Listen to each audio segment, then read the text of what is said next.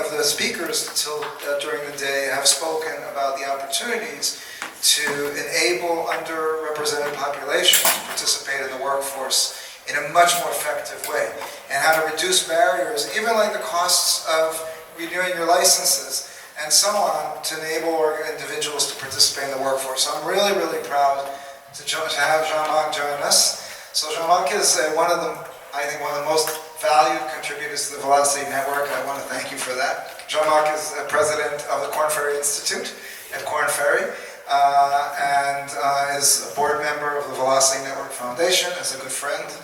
And among other things, is involved in a beautiful project called Leadership U for Humanity, which is a project to provide leadership development for early leaders from underrepresented populations to build them up so the future of leadership in this country. So thank you, Jean-Marc, for leading the session. Thank you, Ethan. Thank you, Joe, and everyone for the opportunity. I have a very select panel with me today. So we are going to talk about diversity and inclusion and how blockchain and blockchain for talent can help increase diversity and inclusion in the world of work. Maybe I will start with a short, we just talked about Leadership for Humanity. Very recently, we are trying to bring that initiative from the US to Europe, and we are partnering with L'Oréal in trying to do that. And I was last week with L'Oréal saying, going to the tactics, the specific ways to do it, and say, so we have a questionnaire for potential participants that want to participate in this program, 6 months of development for free. And the questionnaire had a few questions such as, what's your ethnic background, or are you LGBTQ? And then I could see the people in the other side of the ocean in France changing and really feeling like, oh, we cannot ask this type of questions in France. So we have to change the questionnaire, but then in my mind, how do we make sure that LGBTQ people can participate in the program and benefit from it? And I didn't have an answer to it. So we have a great panel here to talk about concrete application. Elizabeth, that we met earlier. Kelly Cure, which is also representing activities to help bring more diverse people into the world of work. And Kelly is used to be a consultant, and then she decided to change and become an entrepreneur. And I have done that a number of times. And she has now founded a company called Skillfully, which is helping find people and talents based on their skills, not only on their traditional credentials. And we have Joe also, who is going to help us understand very specifically what can be done with blockchain technologies to really help increase diversity in the world of work. But I'll start with you, Elizabeth. Based on you are a futurist person looking at new trends. You work at IBM in HR transformation around the world. How can blockchain of talent help increase diversity in work, at work, more than we have today? Sure. So I think the technology really provides a platform in a way, and you heard me say some of this before, right? Because given that we're seeing the ability to disaggregate very complex jobs into skills, and there's more acceptance of that, theme that really Henry Ford started, a century ago. We're seeing more acceptance of the fact that people can actually be hired for skills. Now, what that does from a diversity or inclusion perspective is that, it doesn't then require all of these ambiguous constructs around what is really required to code, or, design something, or, develop a PowerPoint document.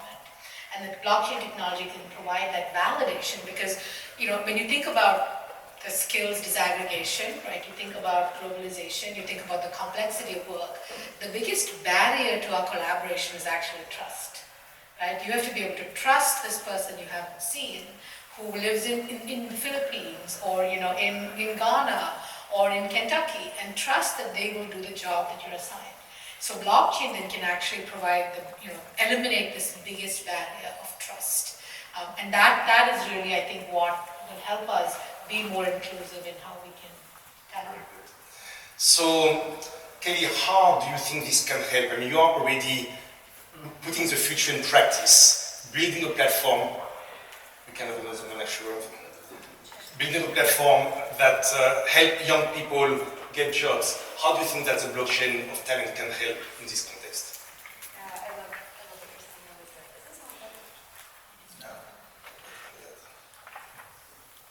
It's on now. I love what you're saying, Elizabeth, and I think it comes down to real-time per-person data. We're not going to solve DEI issues with blockchain. This is about humans that we're talking about here and human skill sets. And by nature of diversity, it's bringing a lot of people into the room from different backgrounds.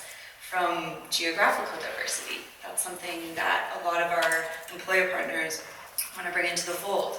There's employers sitting in New York City that say we are only getting applicants from big cities and we want to bring more applicants from rural areas in. And the way to do that is by attaching their real-time per-person data to the human. And blockchain can help us move in that direction. It's not going to be the only silver bullet, because no tech solution is going to solve DEI overnight. But by bringing the candidates' skill set and by empowering them, by attaching those credentials to them, that's what Velocity is doing. And by allowing their skill sets to surface, which is what we're doing, we're validating that they have the skills to move forward, then companies can start associating, okay, this is a real person, this is real time, and to what you said, building the trust there. So Joel, how does it work concretely? If we want to be very concrete about application, I mean, there is of course a theory of having the data in the blockchain and a machine that's looking at resumes, so doesn't look at the color of the skin of the person that is going to talk or the accent, look at just the skills and credentials. But can we go beyond that? Because the computer can still look at, oh, I want people from Harvard and Stanford, not necessarily from the community college. So, do you hear me? Yeah. Yes. So, Elizabeth talked about trust and the fact that trust is or lack of trust is the one impediment to open talent markets. And open talent markets will probably be a fantastic solution across geographies. So that's one thing, of course. The other thing is about agency. So if I have spent the last 5 years running gig work at Upwork and became a phenomenal coder, I'm stuck with Upwork. My reputation is not mine. So agency would allow people more equal opportunity. By the way, same goes for the contingent workforce industry. If I worked in this industry for 10 years, right? And you look at Equifax, I have nothing, literally nothing, because the data is with the contingent workforce agencies. So agency over data is a big driver for inclusion and equity. But if we want to go one step even further and to talk about bias, and this is something that Andres has been working on for quite a while and will be launched next year probably, is the fact that blockchain self-sovereign identity can enable zero-knowledge proof interactions. Zero knowledge proof. Zero-knowledge proof interactions. Okay, what is this? Meaning that instead of asking the individual to share their data and verify it immediately, as is the mainstream use case that we've all been discussing today, zero-knowledge proof is an interaction between a relying party and individual, where the relying party can verify facts without the individual sharing information. For example, simple example is, instead of asking the individual to share their passport or to share their right to work credential, right? The interaction can just make sure that the individual has the documentation that will allow them to work in the US. Just that. So the answer comes back yes. Instead of asking the individual to share their college degree or university degree, right?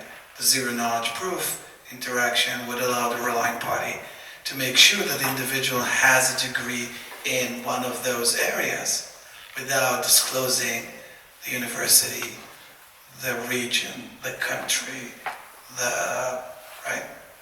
And there's tons of other, even the name of the individual can be undisclosed until a certain point.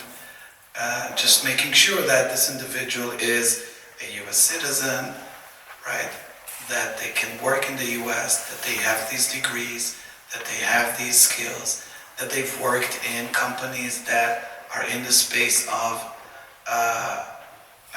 management consulting or fast-moving consumer goods, that they've done roles in these area with these type of skills and all that without knowing who the person is, right? What's their sex, what's their gender, what's their religious preference, or they have what's their color, what's their national, because what's their name, right? Because name can be interpreted. Yeah. Where they've studied, where they live. It's all about bias. So at the end of the day, we would meet this person, right? At the end of the day, bias can kick in. But very late or much later in the process than right now. So just to summarize, agency is a big asset for the individual that will close gaps of equal opportunity, right? And trust, which is a huge thing. And then, future cutting edge, almost science fiction interactions around data, right? Around zero knowledge proof protocols that Andres has been developing, and Andres' team will be launching next year into the network. Thank you, Joe. So we see plenty of applications for diversity. Therefore, there is a way to build trust without disclosing too much of elements of bias. Now, could blockchain for careers also help beyond diversity, but also for inclusion? Therefore, I have recently looked at a client data set where the client was saying, women in our organization are paid as much as men. And when you look at the data, it seems to be the case. However, there were only 5% of women in leadership positions. So there was a big issue of inclusion. Okay? So learning, pay, other practices, both of you, what do you think blockchain can help in that context? So I think that's, again, the inclusion part is significant. And I have a story to share, right, before, yes, to illustrate how the drama of inclusion plays out with multi-generational impact. I mean, you all heard of Lord Byron, right? Lord Byron had a daughter, Ada Lovelace. Anyone, I'm sure you all heard her name. She worked with Charles Babbage to help create the first computer, right? So she was the first coder. So the first coder who actually worked in computer programming was a woman. And when it came to the 50s, in companies like Raytheon, half of the people who were working on computer programming were women. At the MIT labs in the 60s, up to 40-60% were women. So it was very much a female-centric profession. In fact, in 1968, Cosmopolitan had this magazine cover about computer girls, right? Because this was a profession that women it was so friendly. But then you fast forward to 1984, then after 1984, the number of people graduating with computer science degrees dropped dramatically. And there's a reason for that.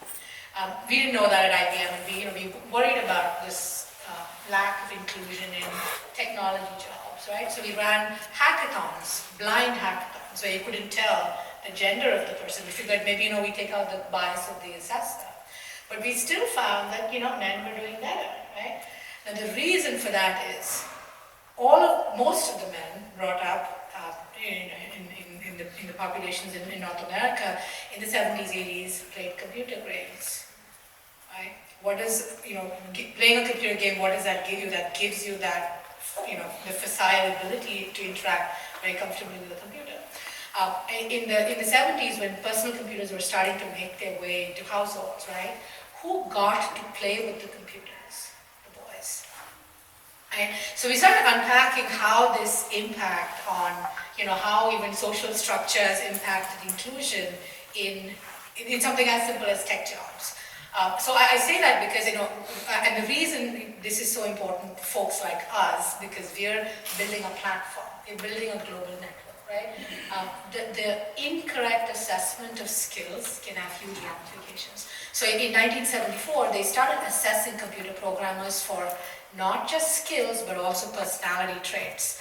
And those traits started favoring, traits that men tend to exhibit. So we created an entire generation of computer programmers who were male, who then created video games that were centered towards male children because, you program what you know, which then created another generation of, women who never assumed that they were as good enough to code. So I tell that story because, in the roles that we're playing, as we look at more and more assessment data to assess people or slot them into roles and have immutable data sets around our digital identity, these things become actually very far-reaching. So, from an inclusion perspective, I think that's one of the big risks and, fallacies and things that we have to keep in mind. So I just wanted to mention that. Yeah, I love those points. I think on the topic of inclusion too, one thing I'd add is something we're talking about so much with our employer partners, and frankly with our investors who are interested in us moving in this way, is not just how do we take net new candidates, which is a big part of what we do, through exactly what you just described, which is blinding out everything that's irrelevant of the candidate until the point that it's time for that first in-person interview. So basically we take all the homophily, which just means how much might I be biased toward liking you based on how much you look like me or how similar you are to me, out of the game, and just help employers focus on the percentage skill match for that candidate up front, up until the point that they're ready to interview the candidate in person. So that's exactly what we're doing today. But aside, that's not always the problem for employers. It's not always about meeting net new candidates. Some employers have too big of a stack of interesting candidates, and they have a workforce that's being less empowered within their own company. So a huge part of inclusion too can be reskilling your workforce. So looking at the candidates that you might have today, or the lowest level workers in your company, what is the plan to bring them up and elevate them, and what skills might they already have today that are relevant for a job that are 5x their present pay grade. So also looking at inclusion from how are we moving employees up the value chain, forget about the corporate ladder. We work in professional services right now mostly. So finance companies, consulting companies, they don't make widgets, right? They work with humans. That's their capital. So moving those employees up the ladder into net new career possibilities that they never would have been considered before by removing access to what's their present job, where have they worked in the past, what career gaps have they had. I love that you brought up the contingent labor force. Many contingent laborers will always have career gaps, and typical job site engines might select out for that. They use a negative selection bias algorithm. So inclusion can encompass so many different categories. I love that you touched on the gender piece of it, and it can also mean equity and bringing more of your present workforce into the fold and upskilling them. So Joe, building on those two stories, the gender dimension, the capacity, the need to reskill a population or to skill candidates so that they can deliver on something, is the Velocity blockchain will be able to help organizations do analytics, and therefore use information that will be derived from the utility layer to the next layer of application. So we can identify when there are gaps in somebody's background or in a pool of people that they want them to have a certain level of skill. I'm not sure I understood the question. I'm wondering, one of the needs that we all have here is what applications you can have on top of the blockchain. If the blockchain is going to give you trust-based information, it's going to tell you, this person is right for the job or not, or has the right skills or not. Is it possible to imagine another layer of application where you can do analytics? And those analytics are telling you there is a gap somewhere, and then you need to fill that gap with this type of development skills, for instance. So, I have never thought about this, honestly, and the reason for that is that we always say that the charter of the Velocinaire Foundation is just to create a trusted conduit to verifiable credentials. The innovation will come from that audience, right? And I had fantastic conversations that are proprietary conversations with some of the organizations that are represented here, but also some that are not, that just blew my mind away, right? What you can do when you have trusted reputation of the individual is just unbelievable. In terms of analytics, just one thing to say is that members of the Velocinaire Foundation, members, not participants on the network, but members, will have access to an event aggregator where they'll be able to analyze and basically get a holistic picture of anonymized events that run on the network. And when this will operate at scale, the insights that you will be able to extract from that are just mind-blowing again. Okay, so that's one thing that. Okay. So we just got ideas of what could be done on top of the utility. So we understand that blockchain for carriers can help. It's not the whole solution, as Kevin was saying, to address D&I issues. How do we help get adoption from once again the diversity dimension? Therefore, on one hand, should diversity and inclusion dimensions be considered by organizations in order for them to adopt blockchain? And second, can individuals, in particular those diverse individuals, say, oh, I really would like to have my wallet with my information. This is going to help me get a better job or a better opportunity. So, Elizabeth, adoption. Yes, adoption, that is an interesting conundrum, right? Because people are afraid of sharing data and privacy and all those issues that, we've come across, right? So I was talking to a founder who's working in works with Ethereum, and, they have a platform, and they're doing a number of different projects, including, some of it's skilled, but not.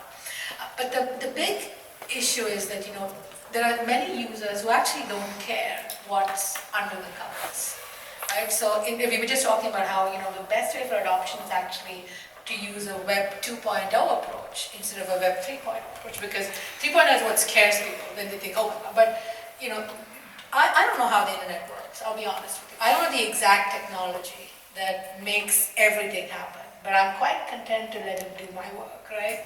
So I think the same thing is probably true for everything that we can envision here. The vast majority of users don't care about the underlying technology as long as the interface is accurate, it's trusted, and the APIs are calling the information that they need, which we can construct, right, as people who are participating on the nodes. So I think that is one thing. I thought that was actually quite insightful. Let's keep it simple, right? Let's not complicate it. Let's not drag in all of these terms and just say, this is the functionality, this is the utility, we're making it work, it passes all these tests around trust and security and verifiability and SSI. So that was one. And I think that, the second part of it is when you even apply the principles of blockchain, right, as Satoshi talked about, provenance and immutability and decentralization, those apply quite well to the philosophy of D&I and inclusion, right? The trust from the provenance, you know who it is, decentralization, you can get everybody involved, the immutability part of it. So I think those are the principles that we can emphasize to tell the story of the value.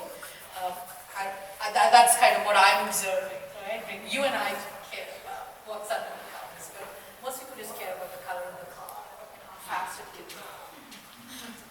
I love that point because that is what we see almost every day with our learners. Oftentimes our learners are either students who have so many options on their plate, too many options, or they're completely overworked, really busy career pivoters who are looking to either become, they're underemployed and they want to elevate their opportunities, or they want to re-enter the workforce. So they don't necessarily care, they just want the job, right?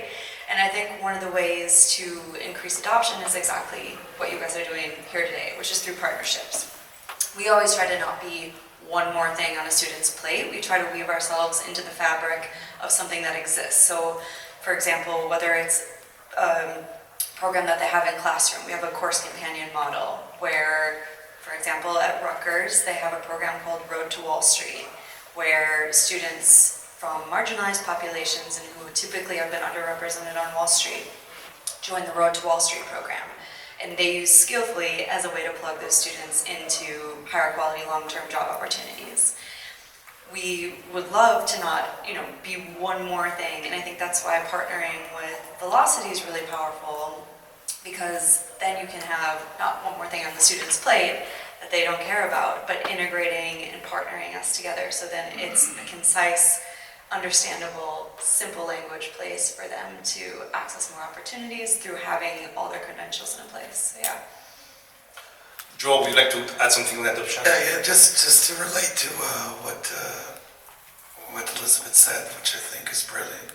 I don't think the big idea of what we're doing here was blockchain and the end of careers. I think the big idea was to completely abstract everything from the end user organization by having the vendors, the tech vendors of the space, embed velocity network integration and protocols into their core product and platforms. So that for the end user, they just get it with their HR system, with your VMS system, with your applicant tracking system. It's just another button, verify, issue credential. Now I always say that when you go to your bank and you want to move money cross-border, right? You just use your bank user experience to do that website. You have no idea that behind the scene, your money travels for 48 hours. Parks at banks you've never heard of, right? And pending an intermediary bank account. And only after 48 hours, right, it gets to its destination using the most complicated and cumbersome network called the SWIFT network with many percentage of failure. You don't know that because the bank has completely abstracted it from you. This is what we're doing here. And that's the only way it's going to work. If we're going to ask every university, every school, every employer to integrate the Velocity network, forget it. Let's go home. Yeah, this is what we saw with Randstad earlier.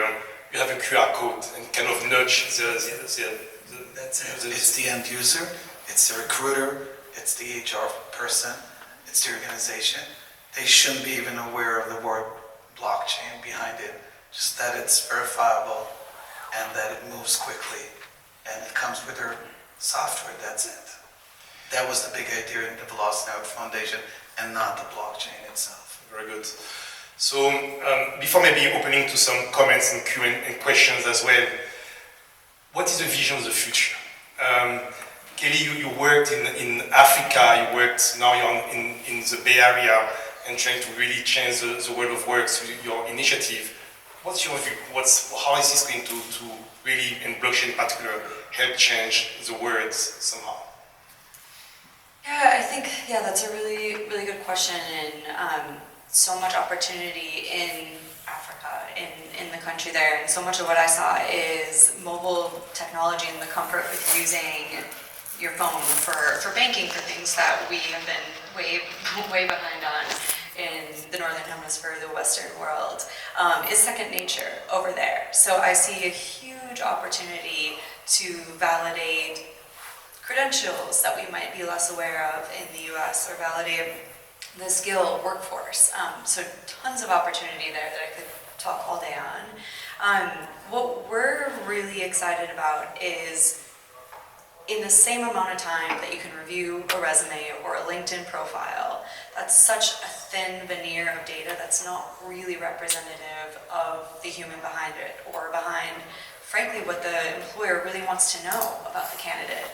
And having a richer data layer be the first step of the process, where they've used the Velocity wallet to validate their credentials, they've used skillfully to validate that they have the skills, and the employer is spending 5 minutes in a much richer set of data than they are, than in just a bulleted list of acronyms acronyms and buzzwords that a candidate has gotten advice on how to surface. So looking to a richer data set, looking at per person real-time data, not aggregated data, to move DEI issues forward is huge. That's been pioneered in other completely unrelated but really interesting use cases of solving homelessness in certain cities, moving beyond just looking at homelessness as an aggregated problem and looking at per person real-time data. Same thing we can have for the future of hiring. And yeah, we're really excited about that. Very good. Elizabeth, what is your vision? You talked about this universal talent exchange. How would it play for diverse people? What would make it better if it was becoming a reality? Yes, I hope it becomes a reality eventually, maybe in our lifetime. But the idea of the universal talent exchange, which I started working on a few years ago now, it's in the book. Yes, thank you. Yes, there is a nice book that you may want to read. It's easy to read and very interesting. It's about blockchain, and Elizabeth is a writer. The point around, even the word exchange, right? So when we think about the employment relationship, there is an exchange of power. The employer holds the power in most cases, right? And we know that, right?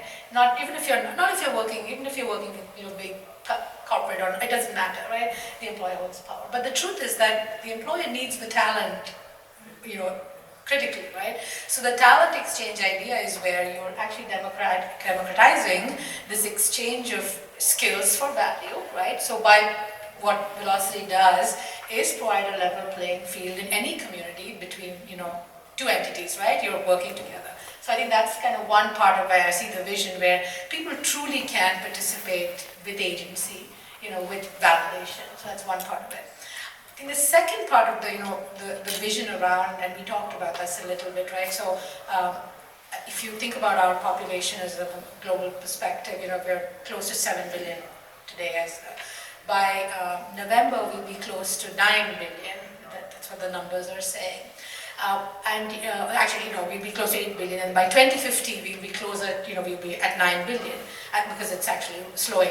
And the reason I just want to mention this number is because 50% of that growth that gets us to 9 billion will actually come from 8 countries.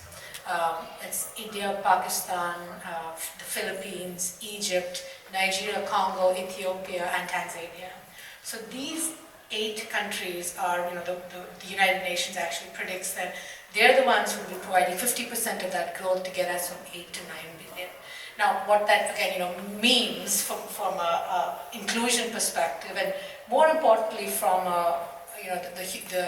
the advancement of the human spirit, right, is that we have to include all of these people in the global economy. So I think from the vision perspective, it is to provide that platform where everybody can engage, irrespective of geography or language or skin color, but in a way that's validated and authentic. Very good. Any comments, any question to the panel on D&I, or any ideas on how can we use blockchain to help more diversity and inclusion in the workspace? I know that we are sitting between you and lunch. Ideas, comments? Do you see an opportunity? Yes? Again, I think the key concept is to abstract. Right? So even though you mentioned, can blockchain help diversity? It's not really the technology that helps the diversity. Right? It's building the exchange, it's building the marketplace. We all agree with brands, we all agree with trust. Yeah? It's just a question of the technology needs to get out of the way. Or it needs to do its enabling function and be invisible to the end consumer. What can technology do for you? It's not about the technology.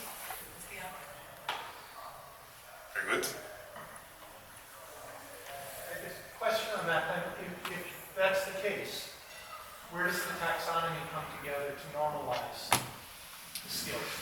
Because today everyone's got their own version of what's there, and that's where the trust barrier starts coming in.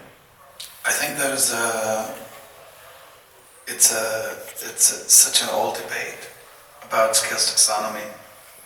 I have my perspective, which I don't think is very popular, which is if we will continue to look for a stable taxonomy, we will always fail in building that semantic layer because it changes so quickly.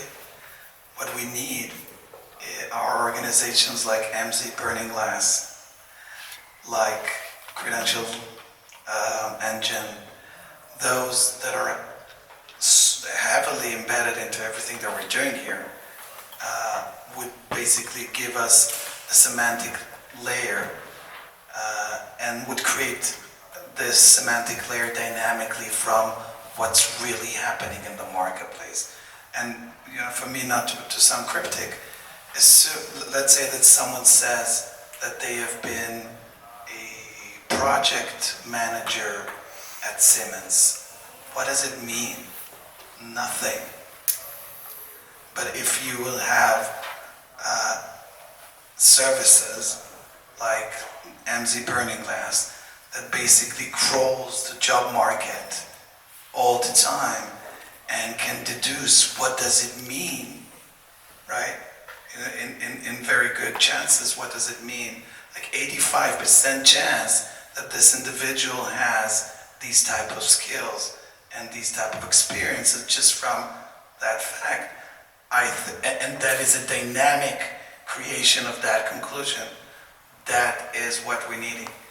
And I know for a fact there's a bunch of good contenders to this role.